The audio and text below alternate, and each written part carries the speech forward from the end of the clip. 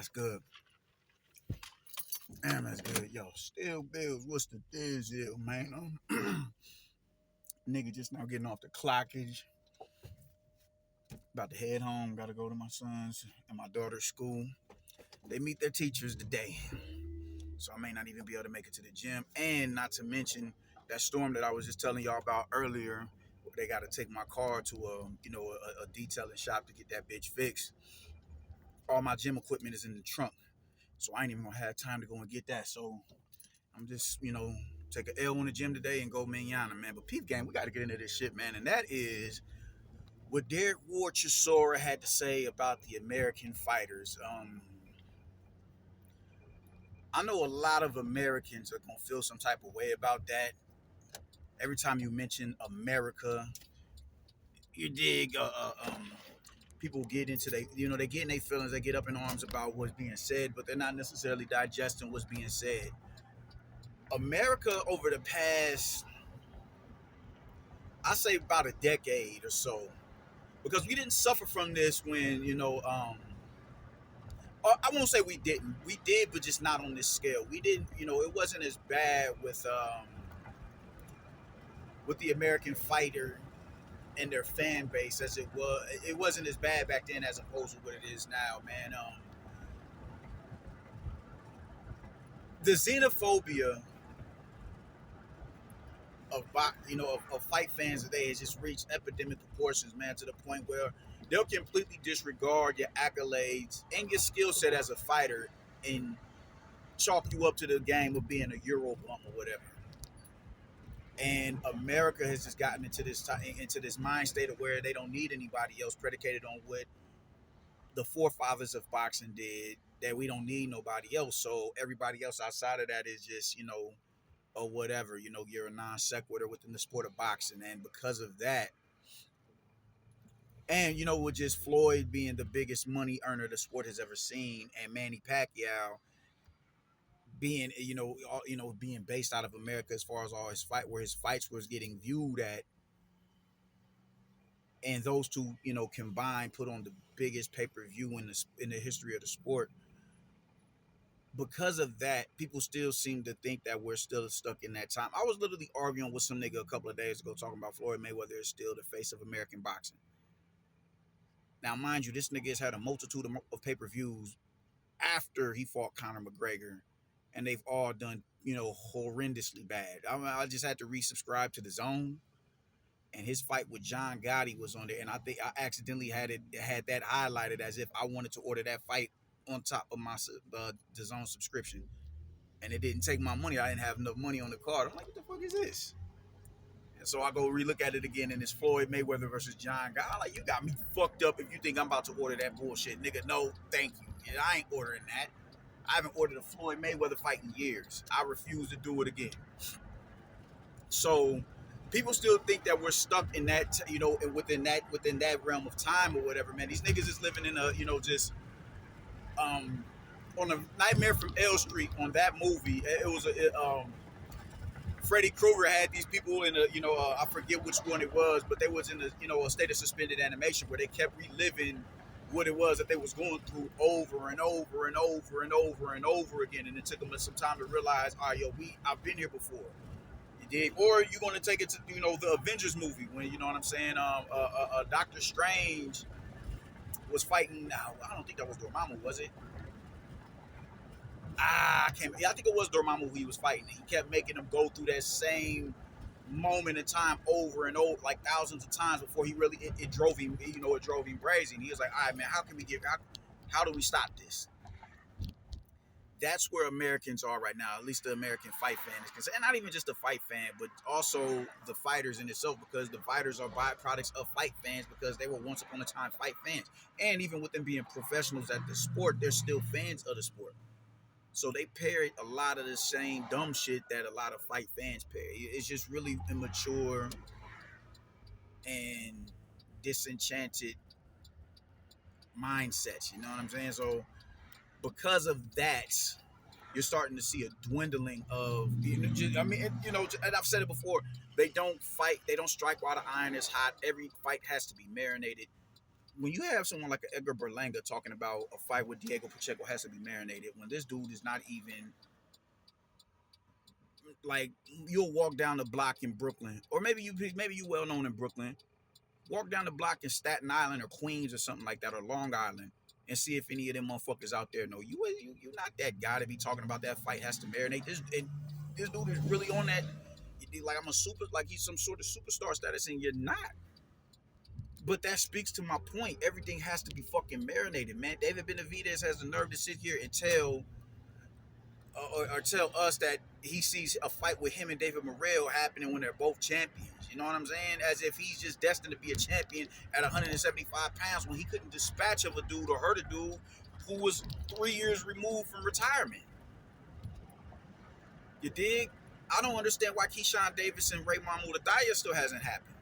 Like, why is that fight not taking place when y'all are in the same division and y'all are on the same side of the street, and both of y'all have come up? Y'all pretty much have gotten to a point where now y'all are within title contention, and we still don't see y'all. It's like, how are y'all not facing off? But that's just the American way, with these motherfuckers just trying to over marinate everything, man. As opposed to all these other countries who are fighting the domestic level talent, while the fans are yearning and asking for it. So while their popularity is building, the anticipation of them two eventually meeting up is building as well. And they're not gonna cheat the fans out of a fight for 5 and 6 and 7 years before they actually get in the ring. You dig? And just, they don't necessarily suffer from that. They don't, but we do. And because of that, we've been denied a multitude of opportunities for rivalries. And because of that, oh my God, man, it's just so much wrong with the American boxing scene, man. It's so much wrong with the American boxing scene. We disregard what's happening in the lower divisions, man. There's people who really feel like people in the minimum weight division shouldn't be placed on the pound for pound list because, oh, it's only 4 pounds, it's only 5 pounds. Well, if it was just only 4 pounds, you see a multitude of champions who jump up within those divisions 3 and 4 different times and become 3 and 4 time division champions. But you don't see that. You don't see it. You see it with the special ones. You see it with Bam. You see it with Chocolatito. You see it with Gallo Estrada. You see it with Naoya Inoue. You see it with those type of dudes. The cats in those lower divisions don't count for the American boxing public because it's only 3 or 4 pounds. It only begins to count when you get into divisions where we have some sort of presence at. So when you start getting into 30 and 35, 40, 47, 54, 60, and then once again our numbers dwindle when you get past super middleweight. The last light heavyweight fighter that I can think of was goddamn Marcus Brown. We have no significant presence at cruiserweight. After Deontay Wilder got crashed and Jared Anderson just got crashed, we have no, and even let's say before Jared Anderson, we could even throw Deontay Wilder in there. That's 2 heavyweights within the rankings in that division. Within the rankings of that division, let's go. The UK is dominating. Fury, Joshua, Dubois, Joyce, Dillian White, Ward Chisora. There are a multitude of fighters in that division. A multitude of them. Damn, I gotta get over. Fuck. There's a multitude of fighters in that division. You go to the UK, Chris Billum-Smith, Richard Riakporhe, all at cruiserweight, bro. Jai Opataya from Australia. Lawrence Okolie, he's a Brit as well. It's like, yo, what the fuck is going on here? Okay. What's going on? You dig? And it's not as, they're not as talkative over there. They're gonna talk, but it's not as talkative. The talking doesn't usurp the actual combat aspect of the sport. You want to talk, even that hypes the fight up when you got bars and shit like that, and you hear what that nigga just said to him? That resonates with the fight fans. It's like, oh shit, bro, he talking that shit, nigga. That adds to the intrigue of the fight, but that doesn't, usurp the actual fight taking place. Over here, as my man Julius from Ring IQ said, and shout out to him, is love and hip hop bullshit, man. They're intrigued more so by the drama and the dialogue or whatever the case may be, and the scuffling before the fight where no punches is getting thrown. Shit, the last time I seen a motherfucker get hit in his shit like that before the fight was goddamn Warley and David Adelaide. Niggas ain't getting stolen like that at the pressers and shit, and it's not happening like that. It's not happening like that. And he's another fighter who's interjected into the top of heavyweights. Another Brit. Another Brit. Just everything, all the degradation that's surrounding the American boxing scene is all, it's so many different things that you can grasp from.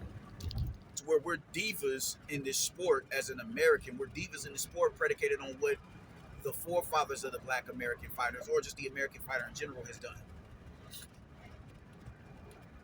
Like these fighters today get to live vicariously through them. So they don't gotta travel over there to Europe. They don't gotta travel to Japan. They don't gotta travel to Australia to get these fights in. And the fact that there's only a multitude of people who have done that speaks to the, to the problem, man. There's no reason why Ari Spence went over there. I think Tank went over there. You dig? Bud went over there. He got his belt. I bet. That's what's up. But now, what about all these other fighters whose profile isn't necessarily as high as theirs? Who they don't get pay-per-view buys? Like, niggas don't even really know who they are. You dig? But they just feel like they got the right to have roses at their feet and they thrown at their feet and they can be pampered because they're Americans. That shit is corny. That shit is corny. So it's not necessarily one thing that you can point to the degradation of the American boxing scene and the American boxer. It's a multitude of things. It's a multitude of things. Fighters from overseas, they travel to America. And that doesn't stop. Once they get over, they get the American experience over here, they go back to their homeland and they fight the domestic level talent over there, which, inadvertently increases their skill set when they go over there and they rumble with them.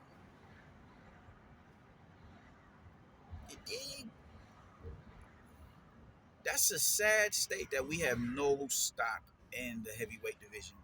That is sad. That's real sad. All we had was Deontay. We had hope in Deontay Wilder, and our minds are just so convoluted with shit, man. I won't say me personally, but I'm an American, I'm a black American, so I'm speaking on behalf of the entirety. We never held Deontay Wilder to the standard of, add this to your game. Or you need to go fight him and him and him and him and him. They never pressed the issue with him. You dig? He was never held to the standard and expected to go fight abroad. We was just content with having a black American heavyweight. Just for him to lose, and when he loses, it's a multitude of slanderous conspiracy theories that get interjected into the reason as to why he lost, other than him just being lackluster in the departments that he needed to not be lackluster in.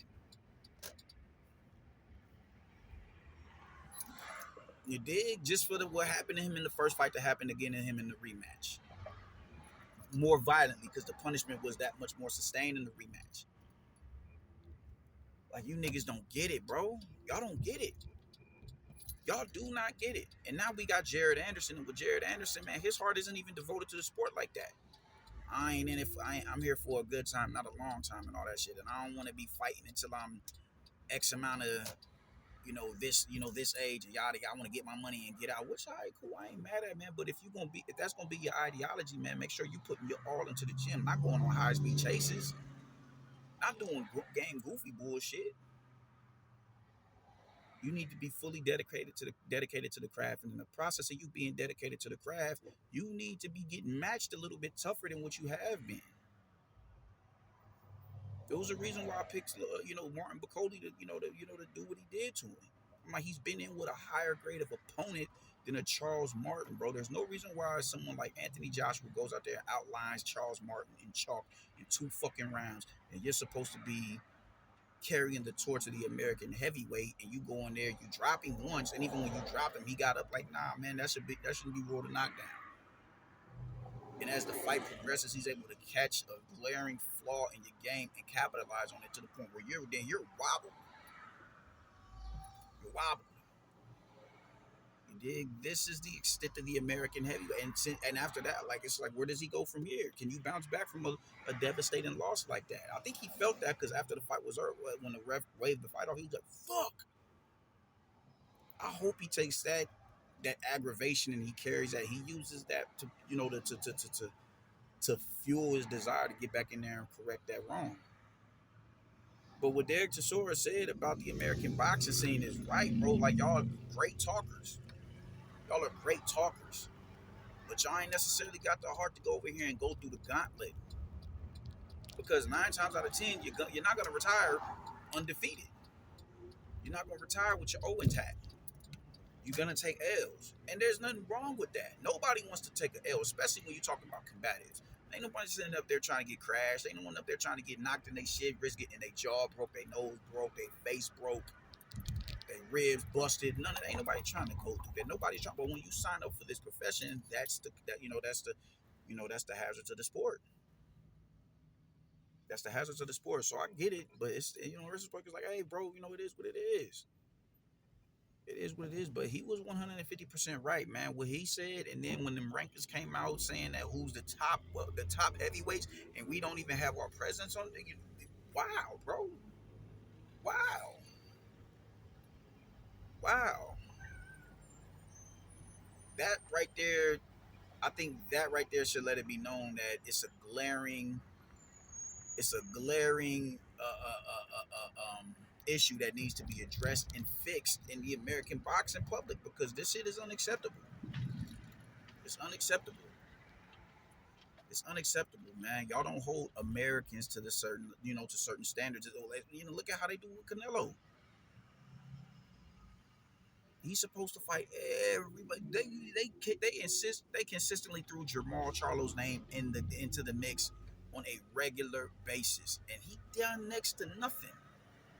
Demetrius Andre, at least Charlo beat another champion. Andre never did that.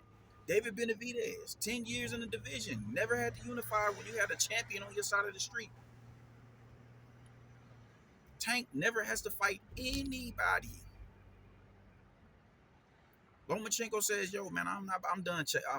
I've exhausted, my fucks to give about chasing you." And now, he ducking Tank. Fuck all the 5 and 7 years that he spent running, they're chasing him. None of that matters. All that is a non sequitur. It's about what's happening in the now. As I'm talking about retirement.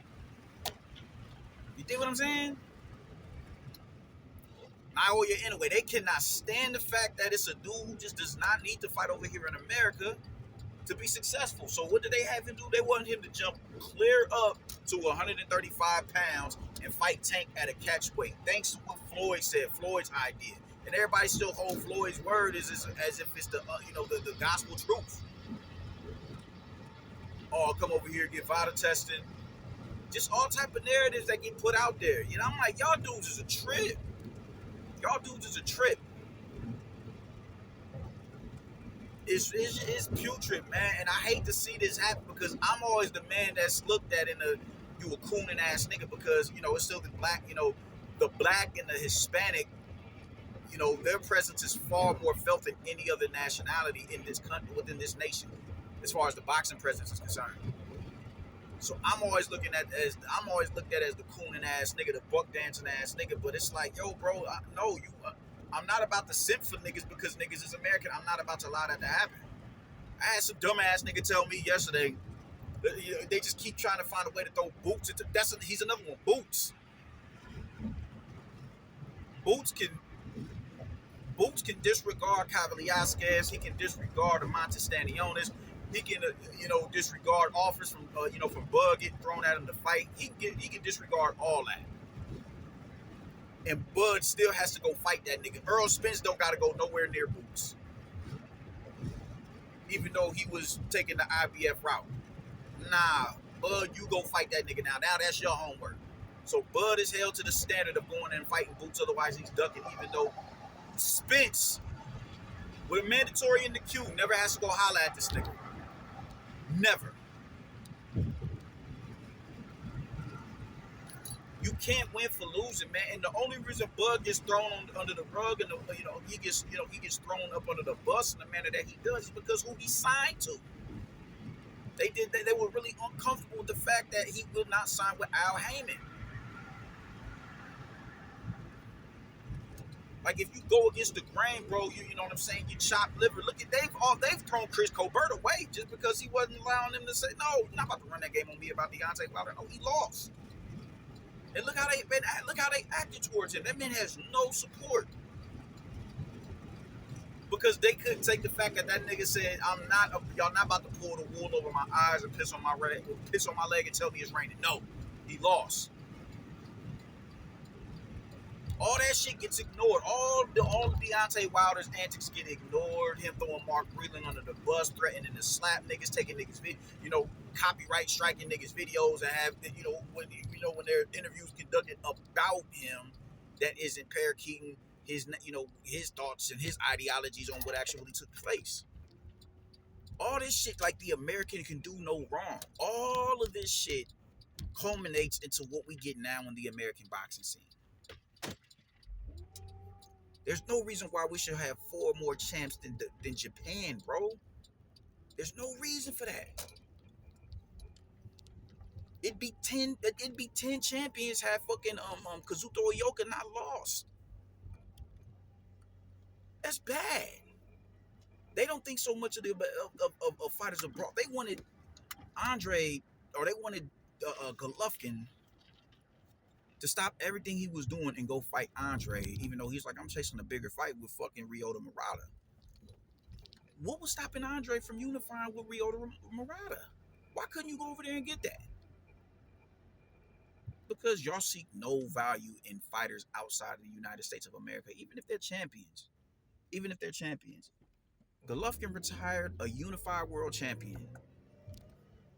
We haven't even heard from. I haven't seen an interview from Demetrius Andrade in I don't know how long. American xenophobia is causing, and just thinking that they don't need no goddamn body. That boxing is a biosphere that doesn't breach the North American border. They can just live off all the fighters up here.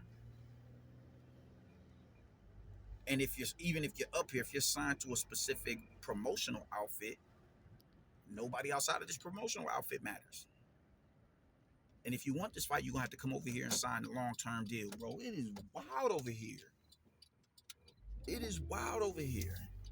It's drama. Everybody wants to drama. Everybody wants to, the viral clips on Instagram and on YouTube and on Facebook. That's what the American boxing scene has been relegated to. Takes. You dig? Circus acts and media antics and all type of other shit outside of getting in the ring and mixing it up. It's real life embarrassing. This damn thing. It's embarrassing. It's embarrassing. And nobody is willing to say, hold on, man, nah, bro. Like let's look. They're gonna take offense to what Derek Chisora said. And instead of righting that wrong, they're gonna bring up how many losses he has. Instead of righting that wrong, they're going to bring up how many times he's been knocked out. They'll completely disregard the fact that he just beat Joe Joyce. But they're going to highlight the fact that he's lost a multitude of times, even though Joe Joyce knocked out a dude who beat the ever-living shit out of Deontay Wilder. They're going to ignore all of that shit. That's going to go viral. Niggas, content creators are going to have something to say about it if they already haven't. It's sickening, man. I really wish the American fighter and fight fan would get their head out their ass and realize that boxing is a global sport. European fighters are not, not all of them are Euro bums, because there's a lot of bums by that standard who are here in America. There's a multitude of fighters from Europe that I'd pick over a lot of these fighters over here. I'm not picking no middleweight, maybe outside of Johnny Beck, to beat Hamza Shiraz. I'm not. I'm not. At all. You dig? So He's absolutely right when it comes to the American fighter and the American fight fan, bro. Stop all that talking and start rebuilding the American boxing scene. Stop with all the bullshit politics. Stop with the over marination of fights. Stop with not holding the American fighter to a certain standard so he can't grow. Because a lot of these fighters are stagnant. A lot of them are stagnant. A lot of them. A lot of them. They're matched not they're not matched as dangerously as other fighters are in other countries, and they're made to look spectacular in that fight. It's a showcase fight. So when they go in there and they look, oh shit, I can't see nobody beating this nigga. I can't see nobody thought that Deontay Wilder would look the way that he looked. Unless you really said, nah, son, how motherfucking Luis Ortiz had you looking. We really about to sit here and say that you just gonna beat the shit out of Anthony Joshua. Gerald Washington was outboxing you, bro. You gonna just go in here and just knock out a Dillian White? You don't think a Dillian White can get to you? Come on, man. Come on. How Cristobal Areola was doing you. Or not Areola, what's my man name? Eric Molina was doing you. You're telling me a Povetkin can't get to you? Come on, man. We're so deluded in our mindset that we was expecting him to go and beat Joseph Parker. Very few people had Joseph Parker winning that fight against Deontay Wilder.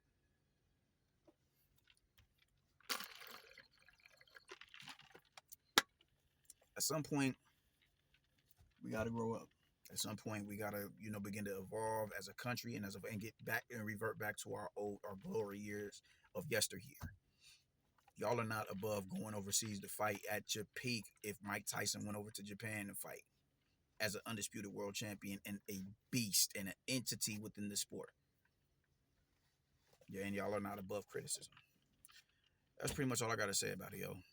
Deuces.